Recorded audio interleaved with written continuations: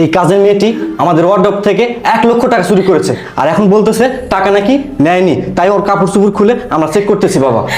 না না বড় সাহেব, বিশ্বাস করুন আমি কোনো টাকা নেইনি। আমি শুধু ম্যাডামের রুমে ঢুকেছিলাম নামাজের জন্য। রাখো মা, আমি সব কিছু জানি। বাবা তুমি কি জানো? তুই যে 1 লক্ষ টাকার জন্য মেয়েটাকে বেজ্জতি করতেছো, কিন্তু আসলে মেয়েটা 1 লক্ষ টাকা চুরি করে নাই। বাবা তাহলে ওই 1 লক্ষ টাকা কোথায় আছে? তোর কি মনে নেই 1 লক্ষ টাকা আলামিনকে দেওয়ার জন্য আমাকে দিয়েছিলে?